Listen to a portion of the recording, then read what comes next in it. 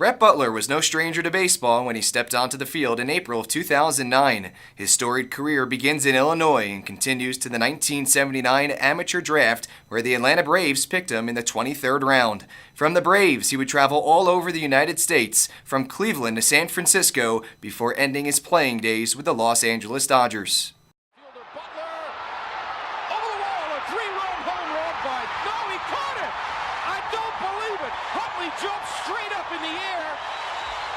When the Reno Aces opening day came on April 17, 2009, Butler already had a built-in fan base who were eager to connect with the player they spent their childhoods watching on television or listening to on the radio.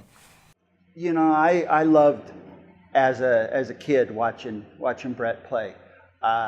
You know, Atlanta, San Francisco, Los Angeles, lead off. You needed whatever you needed. He was the man to get it done. It was interesting because as a player, he was always eager. He played hard. He hustled, and that really translated into a manager because he always wanted his guys to give 100% on the field because when he was playing, he gave 100%.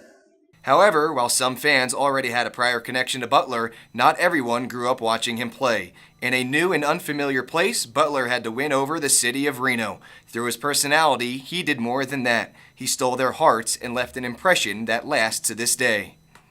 Brett Butler was probably one of the most charismatic and approachable people, and that is what made fans love him so much. He made an effort to get to know who you were.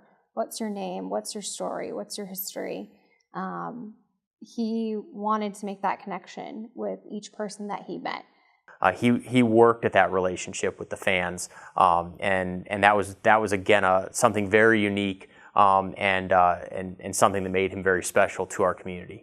One way in which he captured people's hearts was through his community work. A well-known program he started and one the Aces continue to this day is Brett's Big Leaguers. Founded in 2010, the program aims to bring 10 to 12 at-risk or terminally ill children and their families out to the ballpark to give them an exclusive behind-the-scenes look at what occurs in a AAA clubhouse. I was down there a lot in his office or in the dugout, and I saw the smiles. And I saw the excitement, and I'm sure that for a lot of those kids, that was the highlight of what had otherwise been a very tough road. And he made sure of that he was going to take that time and he was going to be a part of it to try to bring something good, something special into that kid's life. For him, it wasn't a chore. It was something he had to do. He had a responsibility to do it.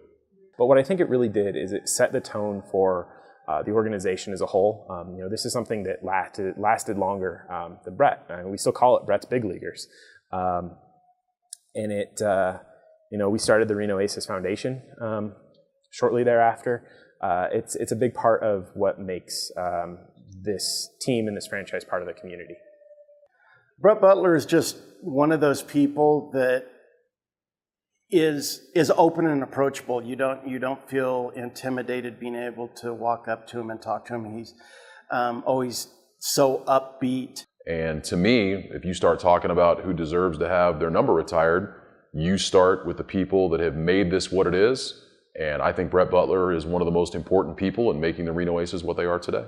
Bugsy was a one-of-a-kind manager. He was the perfect manager to start the Reno Aces franchise, and he's a no-brainer for the first retired number in Aces history.